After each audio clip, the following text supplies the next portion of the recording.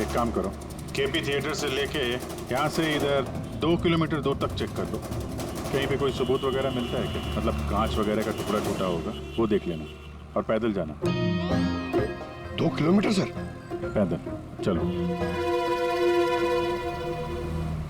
गोली बड़ी अजीब एंगल से लगी है। ये नीचे है, गोली ऊपर से नीचे की तरफ आई है। मतलब गोली चलाने वाले को हाथ ऊपर करना पड़ा होगा फायर करते समय। खुली सड़क पे किसी ने गोली मारी है और किसी ने देखा नहीं। हो सकता है खूनी थोड़ा दूर हो।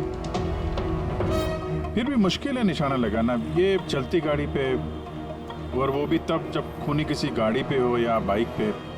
ऐसे निशाना लगाना इतना आसान नहीं है।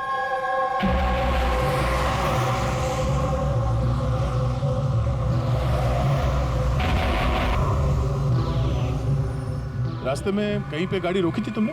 सिग्नल पे रोकी थी सर, बस और कहीं नहीं। अगर सिग्नल पे किसी ने गोली चलाई हो या फिर कहीं और से भी गोली चलाई हो तो वो निशाना लगाने के लिए वक्त तो लगेगा।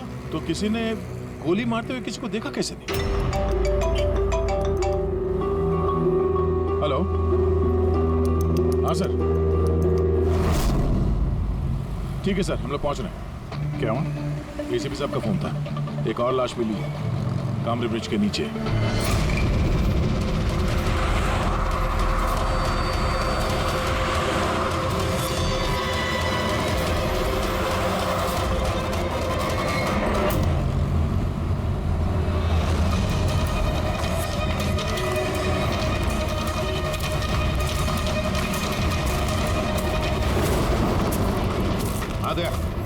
सर, आपको पता कैसे चला इस लाश का? लोकल पुलिस को आसपास के लोगों ने कंप्लेंट दी थी। 2 घंटे पहले लाश मिली है। सिर के पीछे घाव है और पीठ पर भी गोली का निशान। सर, एक बात समझ में नहीं आ रही है, इसे किसी ने यहाँ पे मारा या कहीं और मार के यहाँ पे फेंका है? देखते हैं फिर भी। सर, रोड पर एक लवारिस बाइक भी मिली। मुझे लगता है इसी आदमी की वो बाइक।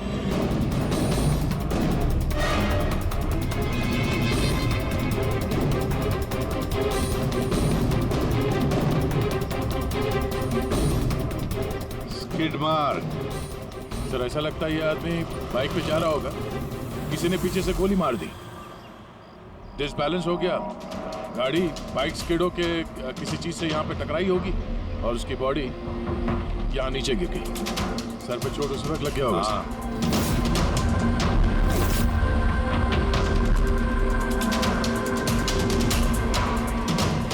सर, समझ में नहीं आ रहा ये आदमी कौन है। इसका कोई आइडेंटिफिकेशन नहीं है। ये मिसिंग पर्सन ब्यूरो में पूछताछ करूं क्या? प्रीति, इतनी जल्दी कोई भी मिसिंग पर्सन ब्यूरो में रिपोर्ट दर्ज नहीं करेगा। काम करो, आरटीओ में जाकर इस बाइक का रजिस्ट्रेशन चेक करो। सारे के सारे डिटेल्स मिल जाएंगे, मालिक कौन है वगैरह।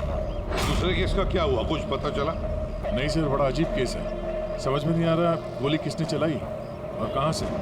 सर, वो पूरा इलाका देख लिया सर, लेकिन कोई सुराग नहीं मिला। ट्रैफिक पुलिस से क्या पता है? सर, ट्रैफिक पुलिस वाले, वहाँ के दुकानदार और 2-3 जन और जो खड़े थे उन सबसे पूछा सर, किसी को खून के बारे में कुछ नहीं पता। सर, सूची पे गोली चली कहाँ से? देखते हैं। सर, मैंने कहा ना आपसे, मुझे नहीं पता कि सूची को गोली कब और कैसे लगी। आशुतोष, दिनेश, मेहिका, सूची के सबसे करीब थे ना तुम तीनों भी? नहीं? तो फिर अब बताओ, सूची की मौत से तुम तीनों में से किसका फायदा होने वाला था? क्या मतलब? सर, हम सूची को क्यों मारना चाहेंगे? उसे मेरी सगी बहन थी, सगी बहन। मैं अपनी बहन को क्यों मारूंगा सर? करोड़ों रुपयों के लिए। और क्या? करोड़ों रुपयों के लिए। मुझे क्या फायदा हो सकता था? मेरा और सूची का तो ऑलरेडी डिवोर्स हो चुका था। हो सकता है डिवोर्स ही वो वजह हो। डिवोर्स के बाद भी मैं और सूची बहुत अच्छे दोस्त थे, दोस्त की तरह बर्ताव करते थे। ये भी तो हो सकता है ना कि तुम्हारी अपनी पहली बीवी के साथ जो दोस्ती थी वो शायद तुम्हारी दूसरी बीवी को पसंद ना आई। सर, आप ये कैसी बातें कर रहे हैं?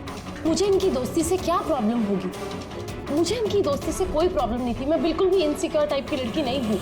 अगर सूची की हत्या तुम तीनों में से किसी ने नहीं की तो फिर किसने मारा सूची को? किसने मारा?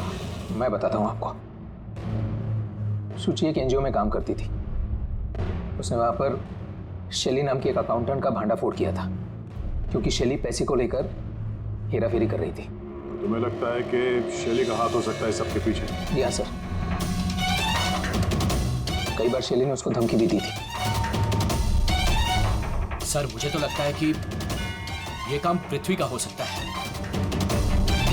अब ये पृथ्वी कौन है? बड़ा ही बदतमीज किस्म का इंसान है, रोमियो टाइप। सूची ने पुलिस में कंप्लेन भी की थी उसके खिलाफ। कुछ दिन के लिए जेल भी गया था। ठीक है, तुम तीनों जा सकते हो।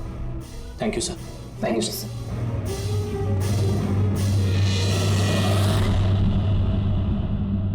सर, ये तीनों गड़बड़ लग रहे हैं। इन तीनों पर कड़ी नजर रखो। दया, तो शैली और पृथ्वी दोनों को ब्यूरो बुला लेते हैं। सर, आरटीओ से बाइक के मालिक का पता चल गया। सर पृथ्वी और शैली का फोन अनरीचेबल आ रहा है, तो मैंने फ्रेडी से कहा है उनकी मोबाइल फोन को ट्रेस करने के लिए। ये तो हमारा डिलीवरी बॉय विवेक है। सर, हमारी बाइक ज्यादातर यही चलाता था। सर, इससे किसने मार दिया? वही पता करने की कोशिश कर रहे हैं। अच्छा, इस विवेक की किसी के साथ कोई दुश्मनी थी क्या? नहीं सर, ये तो बहुत ही सीधा साधा शरीफ लड़का था। कब से काम कर रहा था वो यहाँ पे? पिछले 1 महीने से। राजस्थान से आया था। सर बहुत मेहनती था। सर ये तो यहाँ शहर में किसी को जानता भी नहीं था। ये कहाँ जा रहा था डिलीवरी करने? कहीं नहीं सर। सर छुट्टी थी आज उसकी, इसलिए मेरी बाइक लेकर घूमने के लिए गया था। अच्छा, उसका घर का एड्रेस दे सकते हैं जरा? सर उसका घर का एड्रेस नहीं है, वो यहीं शॉप में सोता था। उसका सामान वगैरह कुछ? सर ये उसका एक बक्सा है। ये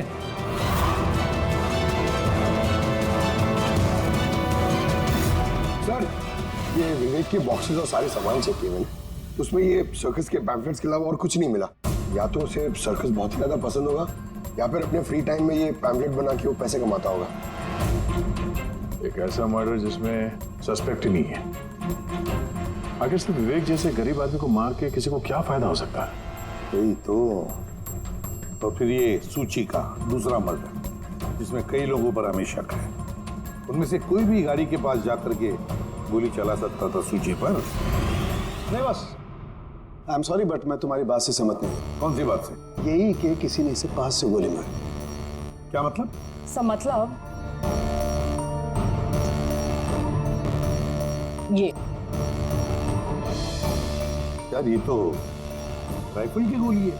हाँ सर, और ये गोली सूची के गले पर यहाँ इस तरह फंसी हुई थी।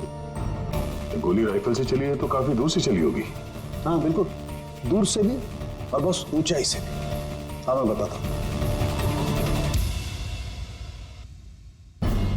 ये देखो बस, 50 डिग्री एंगल से सूची को गोली लगी है। गोली यहाँ से आई, उसने कार की खिड़की का शीशा तोड़ा और उसकी गर्दन में आकर के लगी।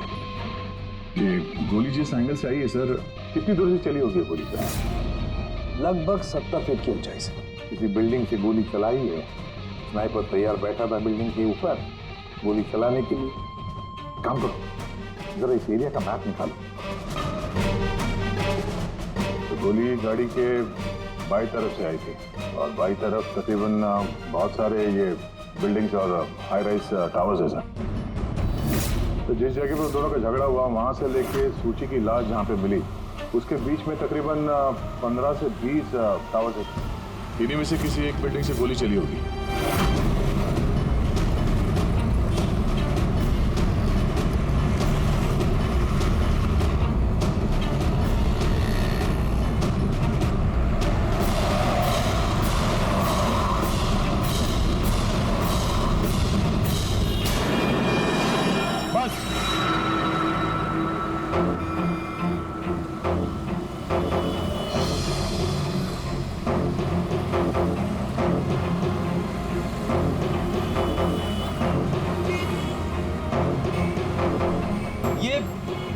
अभिजीत सर के हाथ में क्या? मार्क है फ्रेडी, ठीक उसी हाइट पे जिस हाइट पे सूची पे गोली लगी थी। मेरे हाथ में ये डिजिटल डिस्टेंस रीडर है। इससे ये लेजर लाइट उस मार्क पे अगर ठीक जाता है तो इसका मतलब है कि गोली यहाँ इसी बिल्डिंग से चली है। थोड़ा कॉम्प्लिकेटेड है। ठीक है, यह भी करके देखते हैं। हाँ दया, मैं तैयार हूँ। ओके। अभिजीत, थोड़ा राइट में आना, राइट में। हाँ, हल्का थोड़ा लेफ्ट। बस बस बस, थोड़ा पीछे, थोड़ा पीछे। ये देखा, ये लेजर ठीक उस मार्क पे हिट नहीं कर रहा, लग नहीं रहा वहां पे। गोली ऐसे नहीं चली सर। एग्जैक्टली। अरे ये स्नाइपर के पास ज्यादा वक्त थोड़ी ना होगा निशाना इधर उधर करने के लिए, जब उसने शुचि पे गोली चलाई। एक काम करते हैं, किसी और बिल्डिंग में देखते हैं। ठीक है, चलो।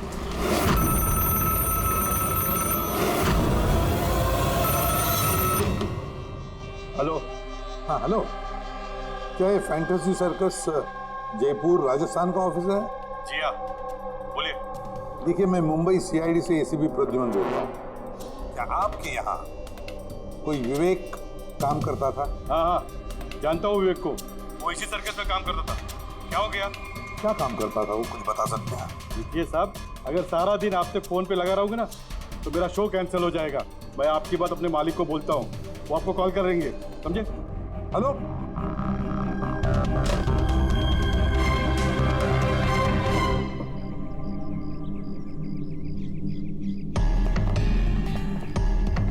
कमाल है सर, बिल्डिंग में वॉचमैन ही नहीं था। लगता है गोली यहीं से चली होगी। देखते हैं। हाँ अभिजीत, रेडी है?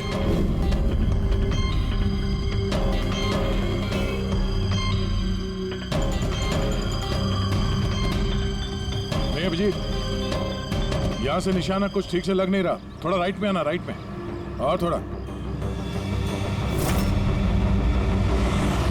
हाँ, परफेक्ट परफेक्ट। यहाँ पे लग गया निशाना। इसका मतलब शुचि यहाँ पे थी जब उसको गोली लगी। पंकज, रेडी? जरा देखो आसपास, उस स्नाइपर ने कोई सुराग छोड़ा है क्या? लेकिन यार दया, यहाँ पे कोई स्पीड ब्रेकर तो है नहीं।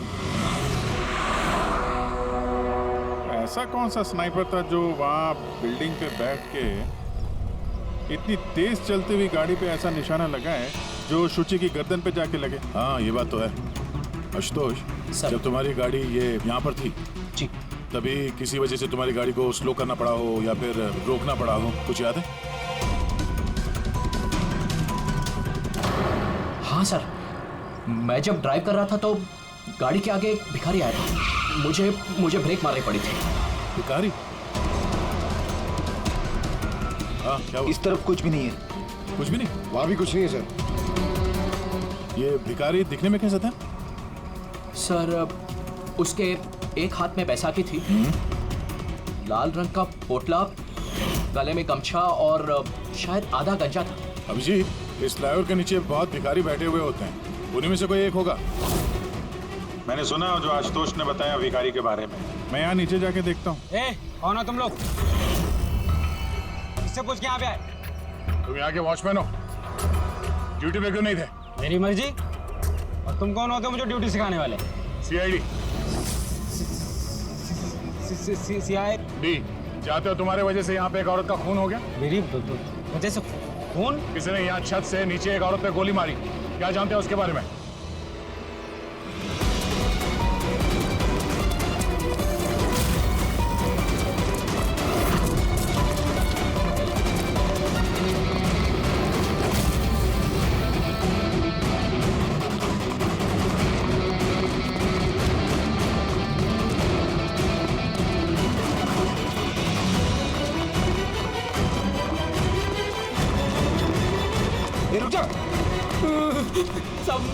मैंने कुछ नहीं किया सब मैंने कुछ नहीं किया सब मुझे छोड़ दो। कुछ नहीं किया तो भागा क्यों? मैं डर गया था साहब। What? क्यों डर गया था? क्या जानता है इस खून के बारे में?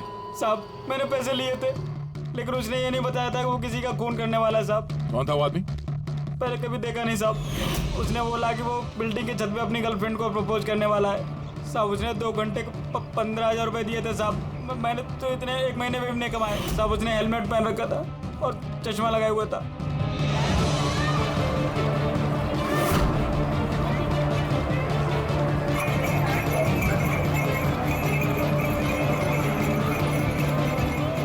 सुनो भाई, ओ भाई साहब, ये एक ऐसे आदमी को देखा है जो लाल गमछा बांधता है,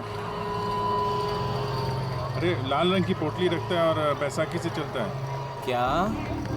अरे सुनो भाई यार, एक आदमी को देखा है तुमने जो लाल रंग का गमछा बांधता है, पोटली है उसके पास लाल रंग की, बैसाखी से चलता है? नहीं देखा?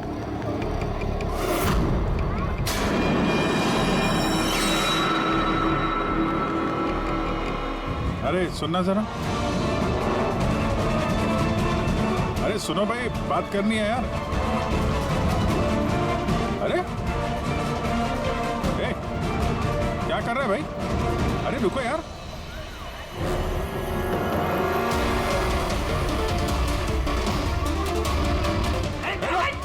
अरे मेरे कुछ नहीं किया है। अरे मैं भिखारी हूँ, मेरे पास पैसे भी से कुछ भी नहीं है।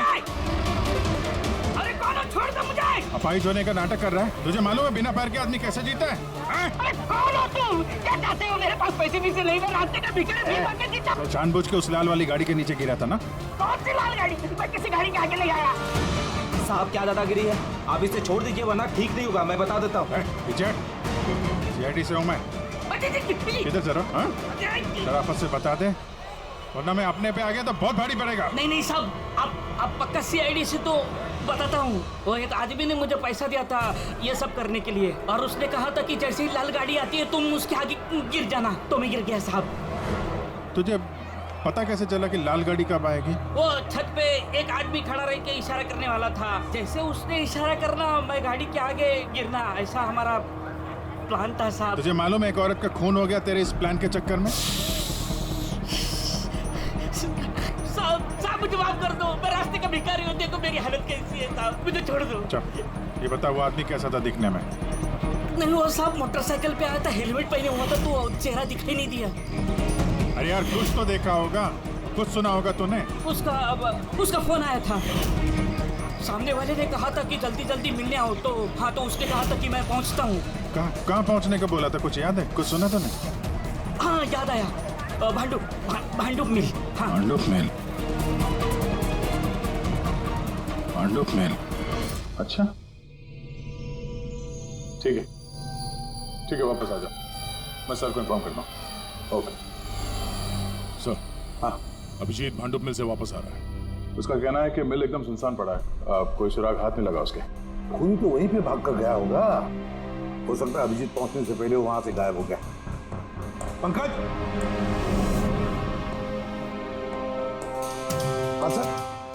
पंकज एक काम करो, जिस वक्त सूची को गोली लगी थी उस वक्त उस एरिया में कितने मोबाइल फोन एक्टिव थे पता लगाओ, स्नाइपर का फोन उसी में से एक हो सकता है। चल हाँ।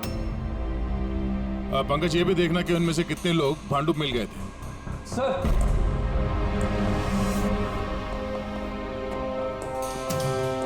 सर अब ये शैली है, NGO अकाउंटेंट।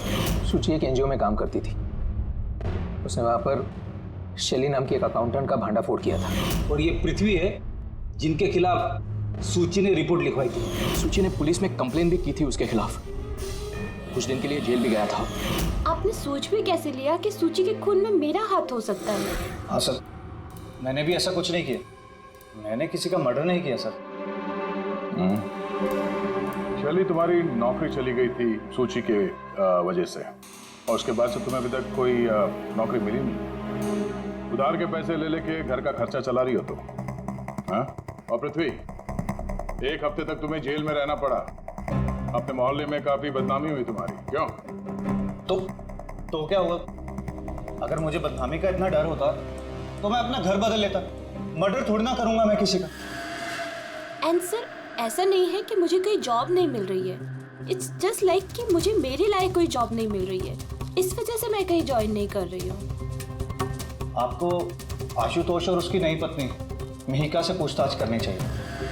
वो आपस में खुश नहीं है लेकिन दिखावा करते। आशुतोष तो सूची के पास वापस जाना चाहता, शायद मिहिका ने इसीलिए। एंड सर सूची की ना उसके भाई दिनेश से भी नहीं बनती थी, हमेशा ना फोन पे उससे झगड़ती ही रहती थी। अच्छा, और किस बात को लेके होता था ये झगड़ा इन दोनों भाई बहन के बीच? एक्चुअली सर दिनेश ने आशुतोष को धमकी दी थी कि सूची से दूर रहे। शायद सूची को यही अच्छा नहीं लगा होगा। इन एक बार सूची ने मुझे ये भी बताया था कि मिहिका जलती है उसकी और आशुतोष की दोस्ती से। 100% इन्हीं में से किसी एक ने उसका मर्डर किया। हाँ सर। अच्छा ठीक है, जा सकते हो तुम दोनों, लेकिन एक बात अच्छी तरह से याद रखना, जब तक इन्वेस्टिगेशन पूरा नहीं होता ये शहर छोड़कर तुम कहीं नहीं जाओगे। इस केस में किसी की बातों का भरोसा नहीं हो रहा सर। ऐसा लगता है कि सब के सब झूठ ही बोल रहे हैं। हाँ, पर दया जो भी है उसने बड़ी लंबी प्लानिंग की है। पहले भिखारी को पैसे दिए, फिर वॉचमैन को हायर किया, फिर स्नाइपर को हायर किया, तो सही वक्त मिलते ही सूची को उड़ा दिया। सर। हाँ सर, जिस वक्त सूची को गोली चली थी सर, उस वक्त ब्रिज के आसपास 2000 लोगों के मोबाइल एक्टिव थे। तो उसमें से कौन सा मोबाइल फोन भांडुप मिल की तरफ गया देखा? एक फोन गया था सर उस तरफ, लेकिन वो प्राइवेट नंबर है तो वो ट्रैक नहीं हो पाया। और क्या बता सकते हो इस नंबर के बारे में? यही सर कि वो मिल तक गया लेकिन रुका नहीं, वो सीधे चला गया कामरी ब्रिज की तरफ और फिर वहां से सिग्नल चला गया सर। कामरी ब्रिज? विवेक की लाश भी तो हमें उसी ब्रिज के लिए मिली थी। ये कोई कॉन्सिडेंस तो नहीं हो सकता? राजस्थान में फोन कर दे विवेक के गांव, पुलिस वालों को क्या इंफॉर्मेशन मिले उसके बारे में देखते हैं। ये विवेक भी तो खूनी हो सकता है। किसी ने विवेक का खून कर दिया? एक खूनी का खून? कुछ भी हो सकता है फिर, इस केस में कुछ भी हो सकता है।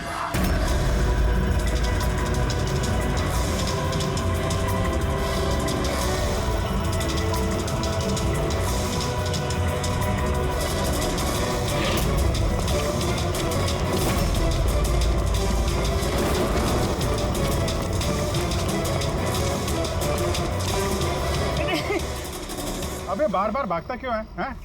अरे हाँ, बार बार मेरे पीछे पड़ते हो। क्यों पड़ते हो मेरे पीछे? बात करनी है तेरे से। मुझे नहीं बात करनी है। तो बहुत हुआ साहब, आप हम लोगों को इस तरह परेशान नहीं कर सकते। कोई परेशान नहीं कर रहा, हम अपना काम कर रहे हैं। जाओ। हमको कुछ नहीं सुनना है। जाइए यहाँ से।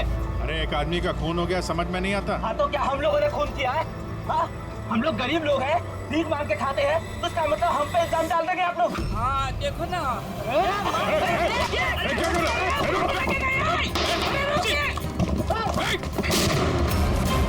अभिजीत, तुम ठीक हो? थोड़ा सा। ओह नो, पत्थर लग गया है। क्या किया तुम लोगों ने? हाँ? ये देख, इसने पैसे दिए थे तुम्हें? इसका भी खून हो गया? हाँ मर गया ये, ध्यान से देख। क्या ये वही आदमी है जिसने तुझे बोला था कार के आगे गिरने के लिए? जरा जूम करो।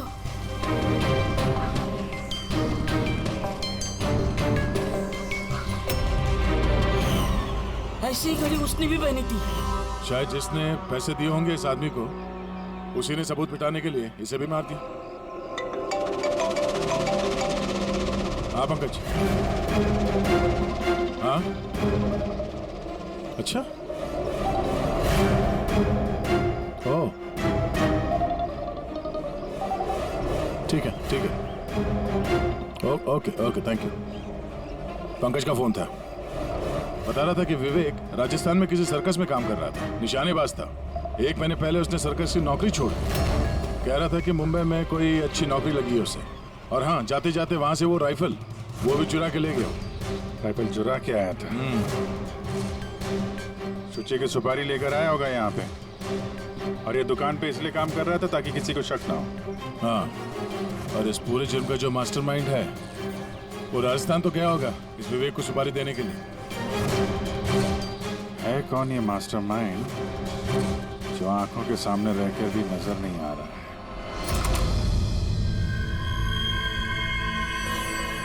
अरे मिस्टर आशु। सर आप लोग यहाँ? मिस्टर आशु, उस आदमी का पता चल गया है जिसने सूची पे गोली चलाई थी। वाह, दैट्स अ ग्रेट न्यूज़। आपने पकड़ लिया उसे? विवेक नाम है उसका। आप लोग किसी विवेक को जानते हो? नहीं तो। कमाल है, आप किसी विवेक को नहीं जानते हो, मगर 15 बार कॉल किया आपने अपने मोबाइल से। क्या सर, मैं जब किसी विवेक को जानता ही नहीं हूं तो मैं उसे फोन क्यों करूंगा? सिर्फ इतना ही नहीं, उससे मिलने तुम राजस्थान भी गए थे। सर्कस में उसकी गोली चलाने की कला तुम्हें इतनी पसंद आ गई थी कि सूची को मारने का कॉन्ट्रैक्ट भी दे दिया उसे। क्यों? एक मिनट सर, एक मिनट। ये बात सच है कि मैं बिजनेस ट्रिप के लिए राजस्थान गया था, लेकिन मैं कोई सर्कस में नहीं गया था। और मैं जब कोई विवेक को जानता ही नहीं हूँ तो मैं उसे फोन क्यों करूँ? तो क्या ये तुम्हारे फोन रिकॉर्ड झूठ बोल रहे हैं? सर, ये हो सकता है कि मेरे फोन से किसी और ने फोन किया हो मेरी गैर मौजूदगी में। अच्छा, तो आप अपना फोन ऐसे ही लापरवाही से इधर उधर छोड़ देते हैं क्या? नहीं सर। हाँ सर।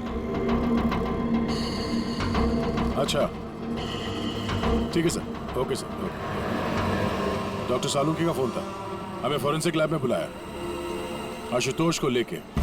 बस सूची यहाँ बैठी हुई थी इस सीट पे, और ये इस सीट का हिस्सा है जो पीछे की तरफ, और ये है वो लीवर जिससे सीट आगे पीछे होती है, और इस लीवर को जाम कर दिया गया है। देखो, लीवर को जाम कर दिया गया है। हाँ यार, बस यही सुना कैसे? इसके लिए आपने हमको वहां से बुलाया? पंकज, क्या तेरी पूरी बात सुनो ना। सुराग ये नहीं है कि ये लीवर अटका हुआ है, सुराग ये है कि इसे जानबूझकर पीछे अटकाया गया है। और सर, सीट जानबूझ के कोई खराब क्यों करेगा? यही तो हम लोग भी सोच रहे थे। आशुतोष, ये तुम्हारी इस गाड़ी की सीट कब से ऐसी है, कब से पीछे अटकी पड़ी है? सर, परसों रात तक तो ठीक थी, लेकिन कल सुबह जब निकला तो रिक्लाइन काम नहीं कर रहा था। मेरे पास ठीक कराने का वक्त नहीं था, इसलिए ऐसे ही निकल पड़ा। सालुंकी साहब, सीट खराब होने का इस केस से क्या लेना देना? लेना देना है पहले, और लेना देना यह है कि खूनी चाहता था कि ये सीट पीछे अटकी रहे, ताकि सूची की पोजीशन ऐसे रहे पीछे की तरफ। सर, अगर वो आगे बैठती या पीछे बैठती तो उससे खूनी को क्या फर्क पड़ता? खूनी तो गोली चलाने वाला था ना। यार पंकज, तुम एक काम करो, यहाँ ड्राइविंग सीट पे बैठ। सारिका, तुम सूची की जगह। हाँ। अब मान लो कि मैं सूची हूँ, तो जब मैं इस सीट पे बैठी थी तब मेरा सर ऐसे था।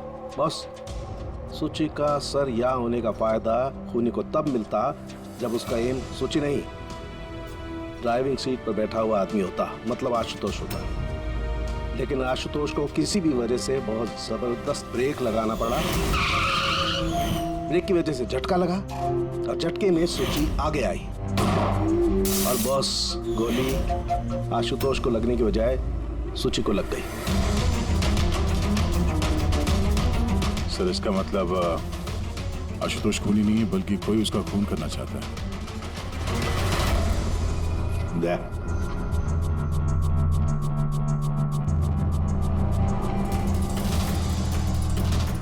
आशुतोष जी सर। सर, एक बात बताओ, तुम्हारा कोई दुश्मन है? कोई ऐसा दुश्मन जो तुम्हारी जान लेना चाहता है? याद करके बताओ, सोचो। नहीं सर, मेरी किसी से कोई दुश्मनी नहीं है। नहीं, कैसे आशुतोष, कोई तो होना चाहिए जिसने उतनी प्लानिंग की है तुम्हारी जान लेने की, इस सीट को भी जाम कर दिया।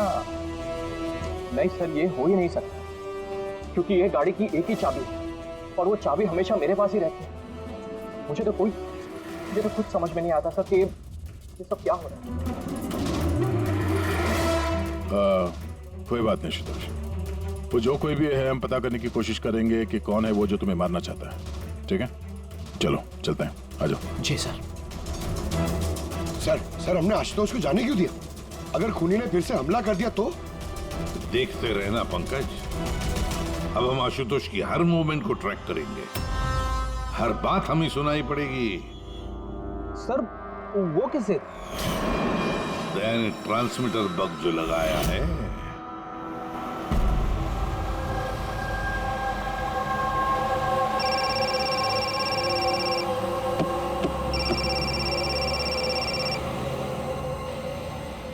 हेलो, हाँ बोलो। अच्छा, तो आ जाओ घर पे। वहां पर वो जगह तो बंद है ना? ठीक है, आता हूं।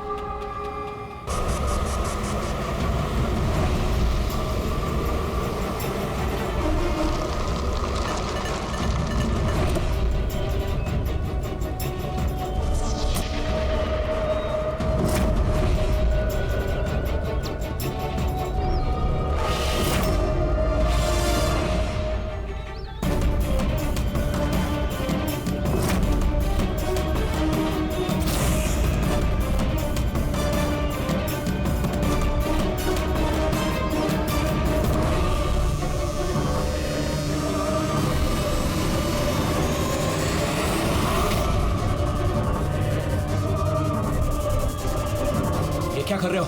कल माय गॉड, पोलियो की आवाज है। जल्दी चलो, कहीं और एक खून ना हो जाए। सब बस पहुंच ही रहे हैं हम लोग। सर, हाँ, हमारा ये वाला जो सस्पेक्ट है सर, अभी अभी खबर आई कि ये भी राजस्थान गया था आशुतोष का पीछा करते करते। ये तो आशुतोष के बिल्कुल करीब था।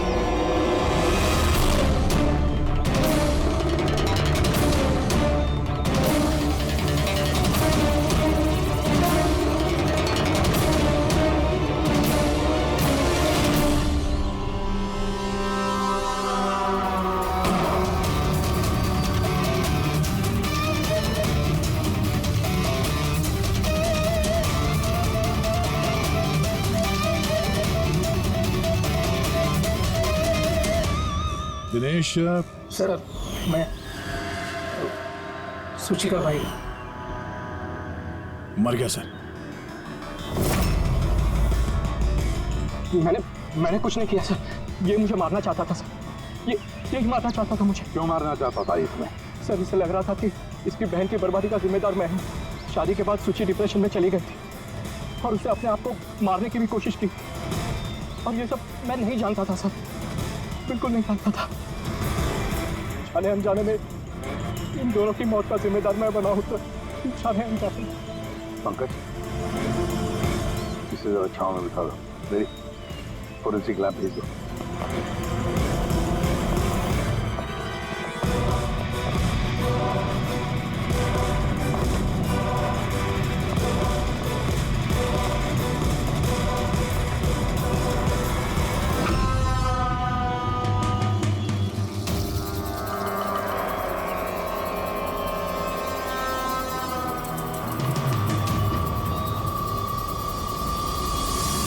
कहानी में नया ट्विस्ट।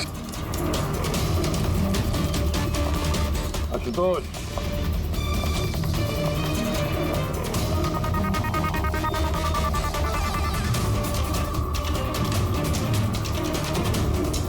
जानते हो क्या है ये? नहीं सर, मुझे नहीं पता। नहीं पता? अभी जान जाओगे। पंकज, तलाशी लो उनकी। मगर क्यों? हाथ ऊपर करिए, पता चल जाएगा आपको। सर मैंने कुछ नहीं किया, मैं बेकसूर हूँ। आप मेरी तलाशी क्यों ले रहे हैं? मेरा यकीन मानिए सर, मेरे पास कुछ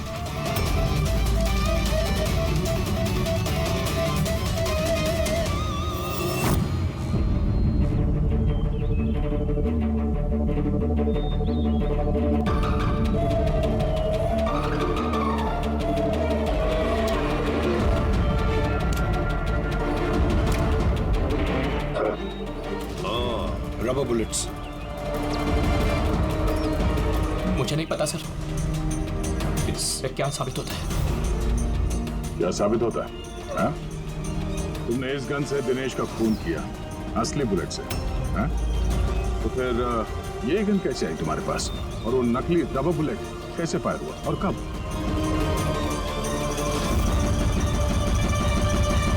सब प्लान मैंने किया था sir. A to Z plan मेरा था। सूची की मौत, दिनेश की मौत, और वो प्लान भी यही था कि आप लोगों को यही लगे कि सूची की मौत गलती से हुई थी, बल्कि असली टारगेट मैं था। और आप लोगों का शक दिनेश पर जाए। लेकिन सारा प्लान मिट्टी में मिल गया, सब कुछ मिट्टी में मिल गया। क्यों मारा तुमने सूची को? क्या मिला तुम्हें सूची को मारकर? सूची मेरी बेटी रूही को लेकर हमेशा हमेशा के लिए देश छोड़कर जा रही थी सर, और ये बात उसने मुझसे छिपाई थी। आप ही बताइए सर, अपनी इकलौती बेटी को खुद से दूर कैसे करने देता? और इसलिए तुमने विवेक को, उस शार्प शूटर को पैसे दिए अपनी बीवी सूची की जान लेने के लिए, और जैसे उसने काम खत्म कर दिया तुमने उसे भी मार डाला। तुमने दिनेश को ऐसा क्या कहा कि वो तुम्हें मारने के लिए यहाँ पर आ गया? मैंने मिहिका को दिनेश के पास भेजा था। क्या? हाँ दिनेश, मुझे अभी पता चला कि आशुतोष ही तुम्हारी बहन की मौत का जिम्मेदार है, और वो तुम्हें भी मारना चाहता है। नहीं नहीं, मैं उसे छोड़ूंगा। दिनेश, पागल हो गए हो क्या? खून करोगे तो? उसने मेरी बहन को मारा, मेरी बहन को। एक पत्नी को मेरी बहन को मारते उसे कुछ नहीं लगा। नहीं, कुछ भी हो जाए मैं उसे छोड़ नहीं सकता, मैं उसे नहीं छोड़ सकता। मेरी बात तो सुनो। और मौका मिलते ही उसकी गन बदल दी। जो गोलियां दिनेश तुम पर चला रहा था वो नकली थी? हाँ, लड़ाई के दौरान मैंने गन बदल दी थी ताकि आप लोगों को लगे कि आत्मरक्षा के लिए मैंने दिनेश को मारा है, और आप लोगों के सामने मैं बेगुनाह दिखूं। क्या छोड़ा तुमने अपनी बच्ची के लिए? ना मां ना बाप। उसी बच्ची को पाने के लिए तुमने उसी की मां को मार डाला, और फिर इस जुर्म में तुम भी जिंदगी भर जेल की सलाखों के पीछे सड़ते रहोगे।